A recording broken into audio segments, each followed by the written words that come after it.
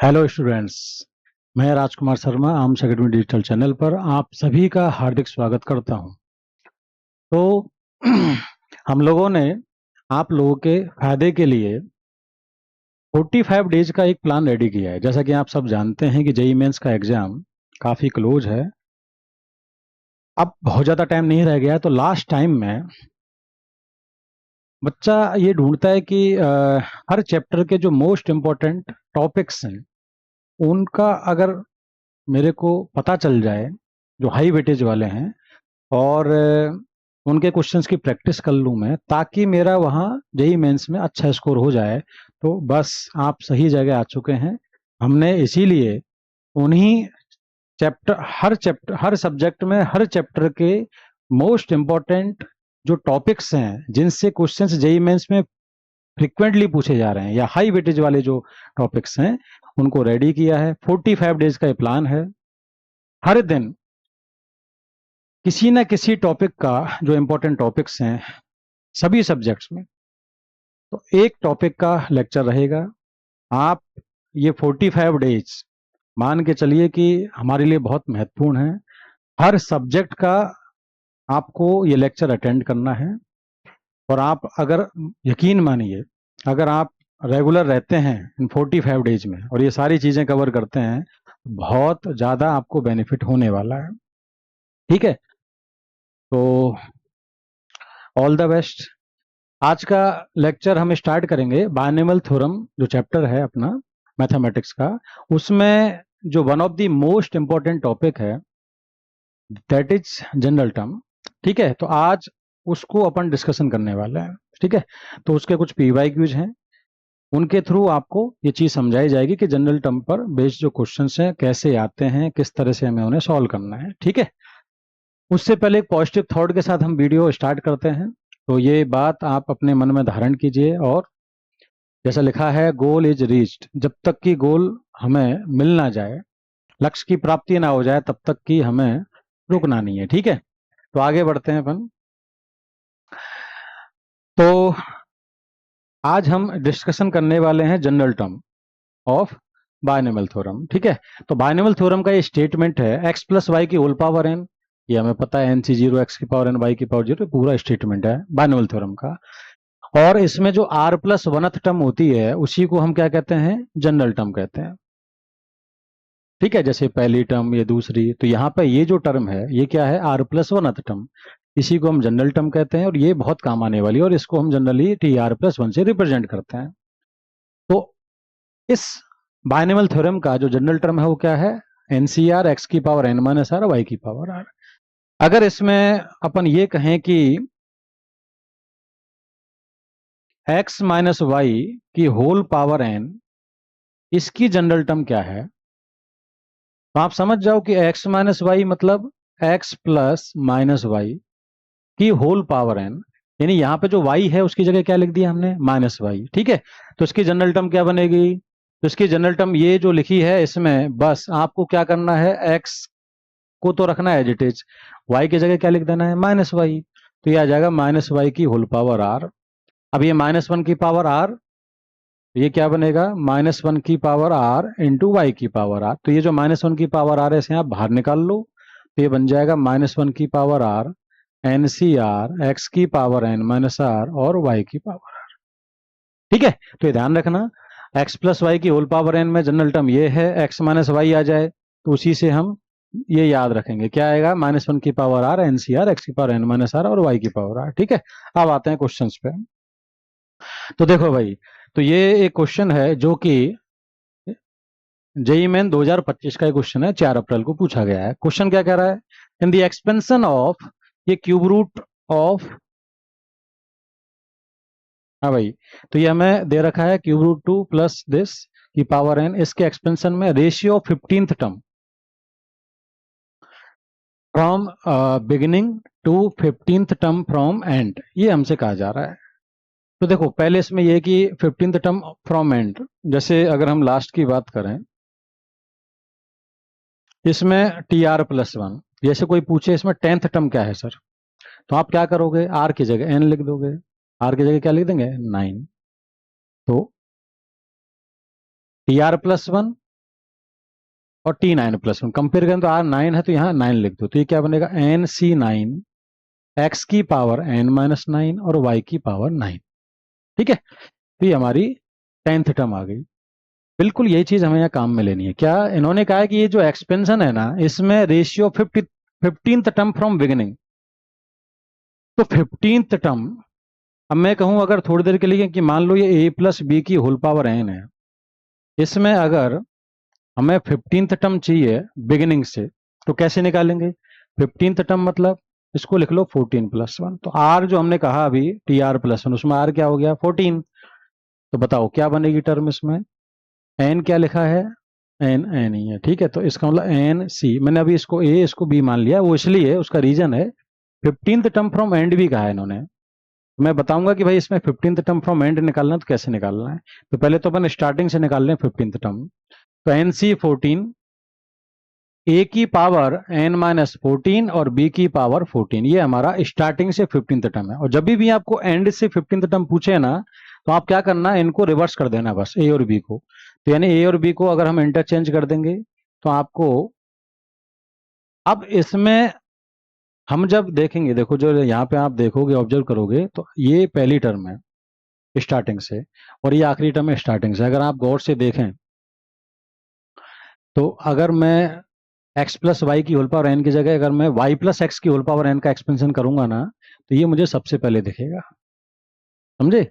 ऐसे पलट जाएगा, रिवर्स हो जाएगा। तो बस वही है कि जब भी हमें लास्ट से कोई टर्म पूछे तो आप a और b को इंटरचेंज कर दो, आपको जो भी टर्म चाहिए लास्ट से वो मिल जाएगी। जो 15th टर्म चाहिए ना मैं लास्ट से, तो 15th टर्म क्या बनेगी? अगेन सिमिलर वे में 14+1, यानी इस बार भी जो r है हमारा कितना होगा 14, तो क्या बनेगी टर्म NC 14, पहला जो है b उसकी पावर क्या लगेगा n-14 और a की पावर 14। क्लियर है? अब उन्होंने क्या कहा है कि ratio of 15th term from beginning to 15th term from end, ये रेशियो हमें 1/6 दे रखा है। तो मतलब अपन को इनका रेशियो ही दे रखा है 1/6। तो देखो यहां से रेशियो निकालेंगे 15th टर्म अपॉन, ये हमें 1/6 गिवन है। तो जब हम दिस अपॉन दिस करेंगे तो देखो NC14 तो कैंसिल हो जाएगा और ये बचेगा अपॉन दिस, तो a की पावर n-14 और b की पावर 14 अपॉन में क्या जाएगा b की पावर n-14 a की पावर 14, ऐसे समझो। तो ये आ गया आपका 1/6। तो ये ऊपर जाएगा, a की पावर क्या बन जाएगा n-28 और ये नीचे आ जाएगा, तो b की पावर n-28 आ जाएगा। तो ये आ जाएगा आपका 1/6। अब a और b अगर यहां से देखें तो a अपॉन b की होल पावर n-28 आ गया। ये मैंने इसलिए लिखा क्योंकि a और b हमारे नंबर्स हैं, यहाँ दे ही रखे हैं। तो a क्या है क्यूब रूट 2, तो a की जगह आप लिख दो क्यूब रूट 2 और b की जगह क्या लिख दो क्यूब रूट 1। b क्या है 1 अपॉन क्यूब रूट 3, तो 1 अपॉन करेंगे b की जगह क्यूब रूट 3, तो क्यूब रूट 3 ऊपर जाएगा और इसकी होल पावर कितनी n-28। अब ये क्यूब रूट है तो क्यूब रूट के अंदर आ जाएंगे दोनों, 2 इंटू 3 दैट इज 6 की होल पावर कितनी आ जाएगा n-28, ये 1/6 है। अगर हम देखें गौर से तो ये 6 और यहाँ भी 6 आ रहा है बेस में, तो इसको क्या ले सकते हैं 6 की पावर 1/3 की पावर दिस, तो ये बन जाएगा n-28 डिवाइडेड बाई 3 और यहाँ जाएगा 6 की पावर -1। बेस सेम है दोनों तरफ तो पावर कंपेयर कर दो, तो यहाँ से n-28/3 किसके बराबर आ जाएगा -1, ये -3 20 उधर गया तो n कितना आ जाएगा 25, n कितना आ गया 25। अब आपसे पूछा क्या है NC3 की वैल्यू कितनी है, तो NC3 आपका कितना बनेगा 25C3, 25C3 आपसे वैल्यू पूछिए, सिंप्लीफाई कर दो तो यह आ जाएगा 25 इंटू 24 इंटू 22, याद है 25C3 मतलब 3 बार ब्रेक किया अपॉन 3 फैक्टोरियल।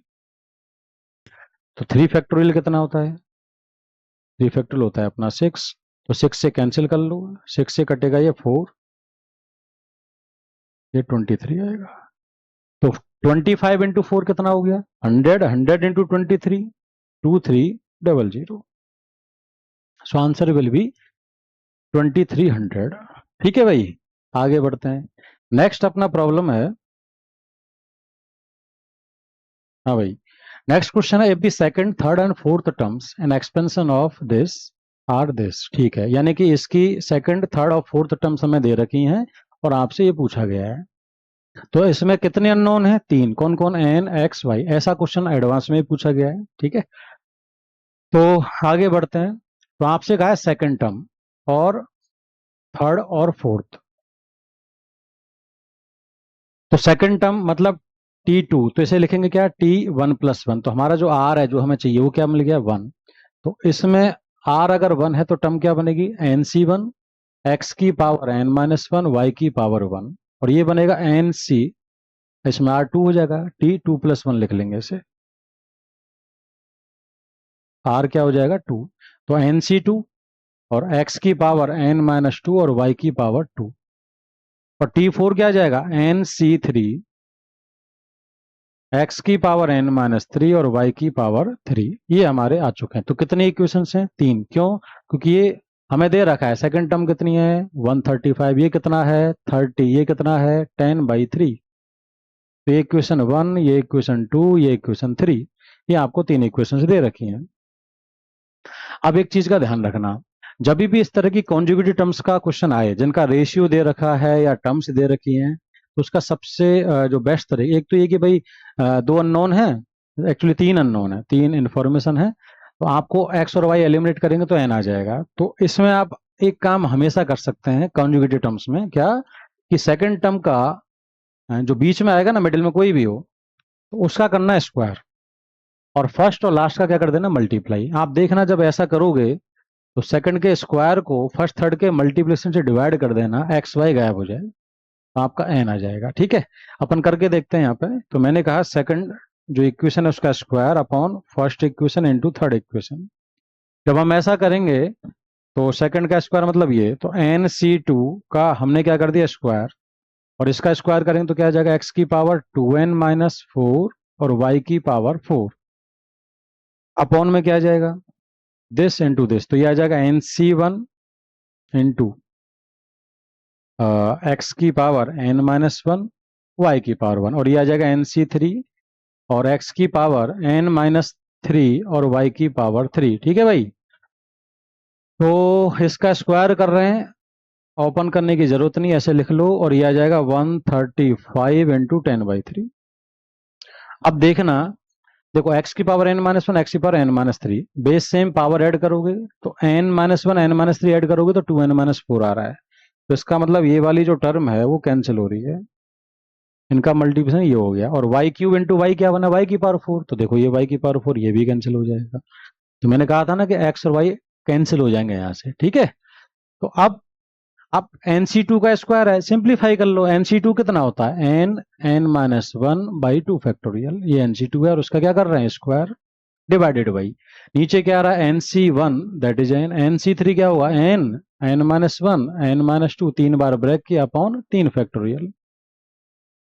ठीक है भाई, तो और राइट में सिंप्लीफाई कर लो, कैलकुलेशन तो देखो 0 से 0 कट गया, और ये 3 तो ऊपर जाएगा, तो 3 और 3 9 हो जाएगा, 9 से काट लो 15, और 15 से कटेगा 2 बार, तो ये राइट में आ जाएगा 2।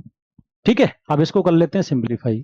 तो देखो यहां से आप देखेंगे एन स्क्वायर आएगा, n इंटू एन कट गया तो n, और ये कट जाएगा,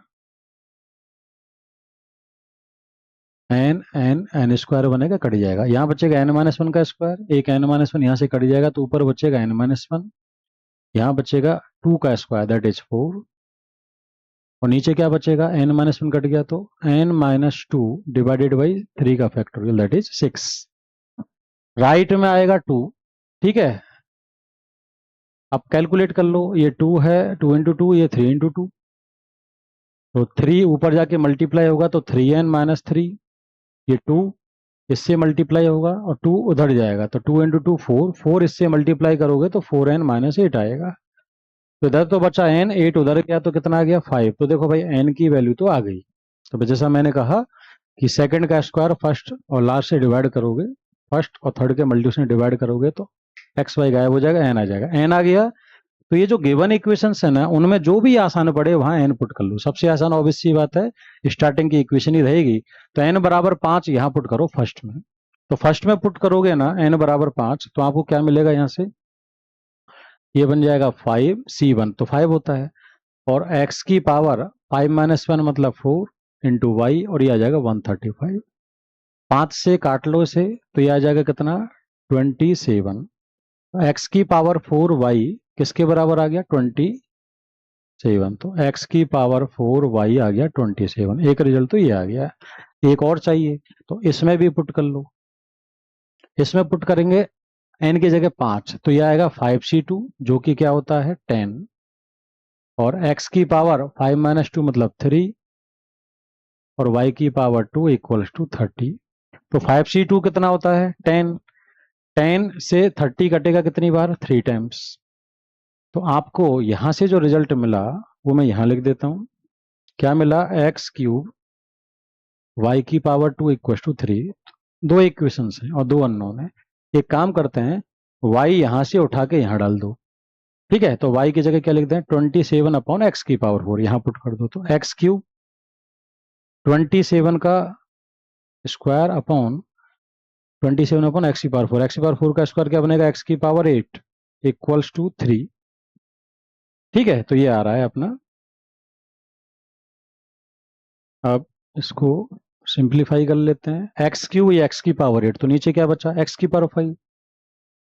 तो नीचे आया एक्स की पावर 5। अच्छा, ये 3, 27 का स्क्वायर क्या होता है 729, और ये आ रहा है 3। तो 3 से काट लो इसे, तो 3 से काटोगे तो आएगा 243। तो आपको x की पावर 5 कितना मिला, 243। अच्छा, ये होता है 3 की पावर 5। तो x क्या बन गया जल्दी बताओ, x बन जाएगा आपका 3। x अगर 3 है तो यहां पुट कर दो, तो 3 की पावर 4, तो यहां से कितना बनेगा, ये 3 की पावर 4 मतलब 81। और y ये आ जाएगा 27, ये कट जाएगा 3 बार, तो y कितना आ जाएगा 1/3। x पता है, y पता है, n पता है, तो जो पूछा है उसमें पुट कर दो। तो पुट कर देते हैं। तो आपसे जो पूछा है उसमें पुट करो। 6 टाइम्स n³ 5 का क्यूब कितना आ जाएगा 125, और एक्स स्क्वायर मतलब 3 का स्क्वायर 9, और y दैट इज 1/3। इनको आप ऐड कर लो। ऐड करोगे तो देखो 125 plus 9 that is 134 plus 1/3। LCM ले लो यहाँ पे, तो 134 इंटू 3, तो 13 इंटू 3 39, और 402 प्लस 1, तो 403। तो 6403 डिवाइडेड बाई 3, 3 से कटा 2 टाइम्स, तो ये आ रहा है भाई 806। So answer will be 806। I think integer type, हाँ, तो आंसर क्या आएगा इसका 806। क्लियर। चलो आगे बढ़ते हैं। नेक्स्ट क्वेश्चन, नेक्स्ट प्रॉब्लम है हमारा, the absolute difference of coefficients of x की पावर 10। अब कुछ कोफिशिएंट्स के प्रॉब्लम आते हैं कि भाई एक्स की पावर इतना निकालना है हमें, तो उसका कोफिशिएंट क्या होगा। ठीक है, तो जब भी ऐसी प्रॉब्लम आए तो जनरल टर्म लिखो, और उसमें एक्स की पावर जो आएगी उसको, जैसे एक्स की पावर 10 का कोफिशिएंट जी, तो 10 से कंपेयर कर देना, वहां से आर मिलेगा तो टर्म आ जाएगी। ठीक है, और कोफिशिएंट आ जाएगा, जैसे अपन करते हैं। तो सबसे पहला काम, जब भी कोफिशिएंट के क्वेश्चन आएंगे तो क्या रहेगा, जनरल टर्म लिखो। तो जनरल टर्म इसमें क्या बनेगी, उसकी जनरल टर्म होगी एन सी आर, प्लस वाला है तो एन सी आर, और 2x² की whole power 11 - R, n - r, और ये आ जाएगा 1/2x की होल पावर r। ठीक है, अब इसको सिंप्लीफाई कर लो, x की टर्म्स में लिख लो, तो ये आ जाएगा 11 CR, और 2 की पावर कितना बनेगा, ये 11 - r, और x की पावर 2 की पावर दिस, तो पावर मल्टीप्लाई हो जाएगी, तो 22 - 2r। ये आ जाएगा नीचे 1/2 की पावर r, और ये आ जाएगा 1/x की पावर r। तो x की पावर एक तरफ कर लेते हैं, तो ये आ जाएगा 11 CR, और 2 की पावर 11 - r, यहाँ 2 की पावर r ऊपर जाएगा तो पावर सब्ट्रैक्ट हो जाएंगे, तो 11 - 2r आ जाएगा। और x की पावर 22 - 2r, और ये r है, ऊपर जाएगा तो -3r हो जाएगा। तो आई थिंक ये तो सबको समझ में आया होगा कि जनरल टर्म ये बनेगी, इसमें कोई दिक्कत नहीं आनी चाहिए। तो जनरल टर्म लिखने के बाद अब वो जो कहे कि भाई x की पावर मुझे 10 चाहिए, तो आप क्या करना, x की पावर जो आ रही है उसको 10 के बराबर करना, r निकालना है वहां से। तो अगर मुझे चाहिए फोर कोफिशिएंट ऑफ x की पावर 10, x की पावर 10 के कोफिशिएंट के लिए पावर कंपेयर कर दो, तो 22 माइनस 3r 10 कर दो भाई। तो यहाँ से 3r 12 आ जाएगा, तो r आ जाएगा 4। इसका मतलब अब देखो, अब जैसे r बराबर 4 रखो, आप किस में रखो, इस टर्म में। आपको पता है यहां से क्या बनेगी, फिफ्थ टर्म 4+1, तो क्या बनेगी यहां से देखो 11c4 2 की पावर 4 यहां रखोगे, 4 इंटू 2 8, 11 माइनस 8 3, और x की पावर जैसे मैंने कहा कि ये 10 आया था 4 पे, तो पुट करोगे तो 10, 3 इंटू 4 12, और 22 माइनस 12 10। तो ये करने की जरूरत नहीं, क्योंकि इसको हम 10 करके ही सॉल्व कर रहे हैं, ठीक है। तो x की पावर क्या आ जाएगा, 10। अब आप ये बताओ, इस टर्म में आपसे पूछा कि x की पावर 10 का कॉफिशिएंट क्या है, तो जो x की पावर 10 से मल्टीप्लाई हो रहा है वही तो कॉफिशिएंट है। तो x की पावर 10 का कॉफिशिएंट क्या है, 11c4 2 की पावर 3। समझ में आया। अब आपसे क्या पूछा है नेक्स्ट, कि ऐसे ही x की पावर 7 का कॉफिशिएंट बताओ। तो x की पावर 7 के लिए हम क्या करेंगे, जो पावर है ना ये 22 माइनस 3r, इसको 7 के बराबर कर देंगे। तो 22 माइनस 3r इक्वल्स टू 7। तो यहां से r निकाल लो। तो देखो यहां से r निकालेंगे, 3r 7 कम किया तो कितना आएगा 15 इक्वल्स टू 3r। तो यहां से r कितना आ रहा है 5। r आपका कितना आ गया 5।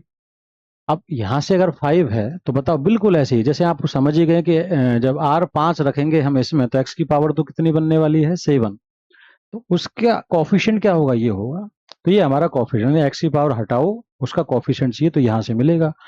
तो इसलिए कॉफिशिएंट ऑफ एक्स की पावर 7 क्या बनेगा, यहां पुट कर दो 11c, आर क्या पुट करना है 5, और 2 की पावर 11 माइनस 2 इंटू 5, यानी 11 माइनस 10 मतलब 1, 2 आ गया।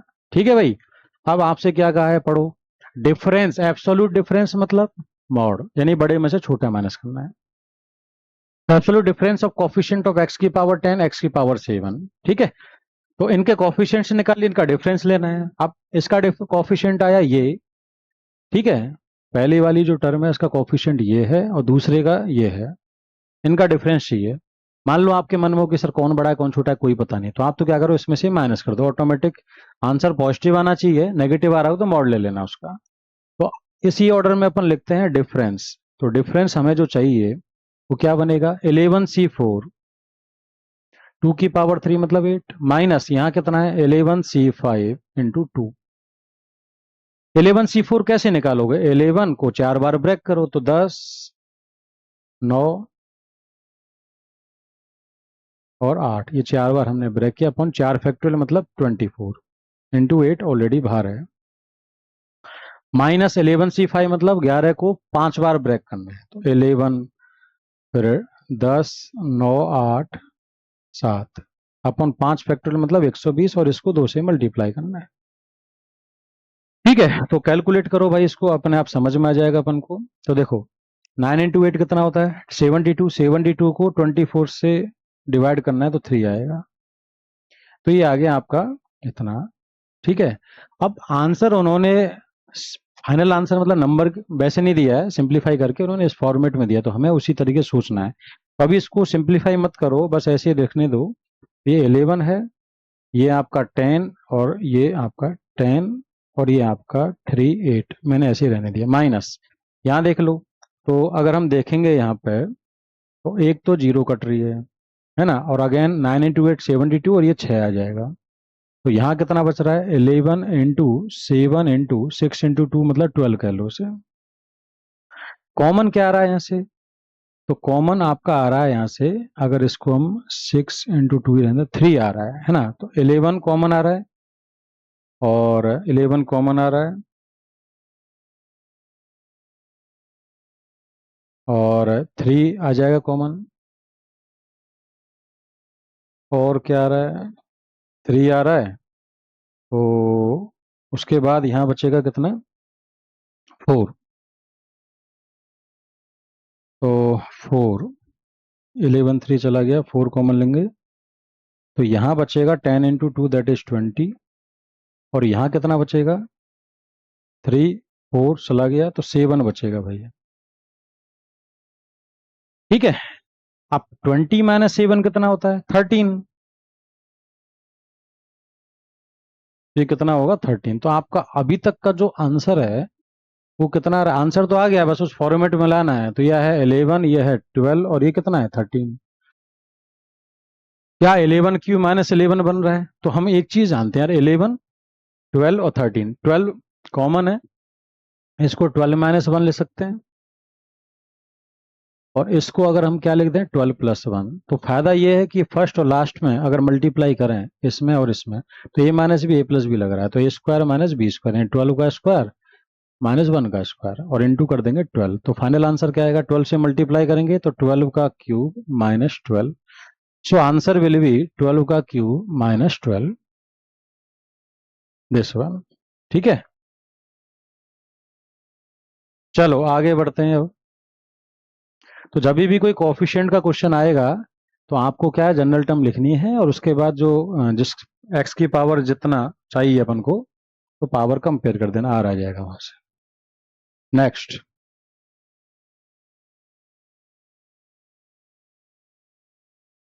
देखो भाई, नेक्स्ट क्वेश्चन क्या कह रहा है, पढ़ो। कॉफिशिएंट ऑफ एक्स की पावर 2012, ये बढ़िया क्वेश्चन है। This into this. तो अभी तक हम क्या कर रहे थे कि सिंगल ए प्लस बी की होल पावर एन टाइप का है, उसके साथ अब कुछ और भी मल्टीप्लाई हो रहा है, तो हम कॉफिशिएंट वाले क्वेश्चन कैसे करेंगे? ठीक है, तो करना अभी भी वही है, लेकिन उससे मतलब वही जनरल टर्म लिखनी है। बट उससे पहले अब जैसे ये है, ये तो आपको दिख रहा है कि तीन तीन टर्म्स आ रही हैं, तो बायनॉमियल थ्योरम जो हमने पढ़ी है अभी, ए प्लस बी की होल पावर एन, वो तो नहीं लगेगा यहाँ पे। लेकिन आप गौर से अगर डेटा को ऑब्जर्व करें तो यहाँ है 1 माइनस एक्स और यहाँ क्या है? 1 प्लस एक्स स्क्वायर। हम जानते हैं इनका मल्टीप्लिकेशन होता है 1 minus X Q. A Q minus B Q का फॉर्मूला होता है A minus B, A square plus B square plus A B. ये वही फॉर्मेट है। देखो पावर यहाँ 2007 यहाँ 2008 है, एक ज्यादा है, तो अपने एक काम करते हैं क्या, कि ये जो जिसमें हमें चाहिए एक्स की पावर 2012 है, उसको आप ऐसे लिख लो 1 माइनस एक्स, 1 माइनस एक्स की पावर 2007 और 1 प्लस एक्स स्क्वायर की होल पावर 2007। जब आप देखोगे तो 1 माइनस एक्स, इन दोनों की पावर सेम है, तो आप क्या लिखोगे? बोले यार इनको मल्टीप्लाई कर दो, किसको? बेस को, और क्या लिख दो? पावर 2007। तो जब हमने ऐसा किया तो ये तो आ गया 1 माइनस एक्स, और इनको मल्टीप्लाई करेंगे जैसे मैंने कहा, तो ये किसका है? A Q minus B Q, that is 1 minus X Q के फैक्टर हैं ये। क्लियर है? तो यानी आपको जो x की पावर 2012 चाहिए वो इसमें से निकालनी है। ठीक है, अब सोचना है कि कैसे निकालनी है। बोले सर आपने अभी पढ़ाया कि जनरल टर्म लिखनी है, लेकिन यहाँ तो ये इससे भी मल्टीप्लाई हो रहा है, तो आप स्टार्टिंग में समझने के लिए इसको है ना ऐसे लिख लो कि 1 इससे मल्टीप्लाई होगा तो 1 माइनस एक्स क्यूब की होल पावर 2007, माइनस एक्स भी इससे मल्टीप्लाई होगा तो 1 माइनस एक्स की whole power 1 minus X cube है होल पावर 2007। इसके एक्सपेंशन में मुझे चाहिए एक्स की पावर 2012। ठीक है, तो आप कैसे करें? सेम प्रोसेस, इसमें भी ढूंढनी है इसमें भी ढूंढनी है, दोनों में से जो भी मिलेगा उनको हम ऐड कर देंगे, है ना। इसका निकाल लो, इसका निकाल लो, फिर माइनस लगा देंगे बीच में।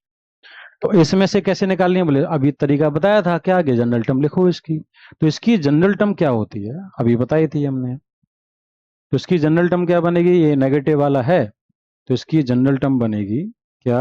-1 की power R N C R यानी 2007 सी आर, और ए यानी 1 की पावर तो कुछ भी लगाओ 1 ही रहेगा, तो उसको लिखने की जरूरत नहीं है, और एक्स क्यूब की जो होल पावर है वो क्या बनेगी? आर।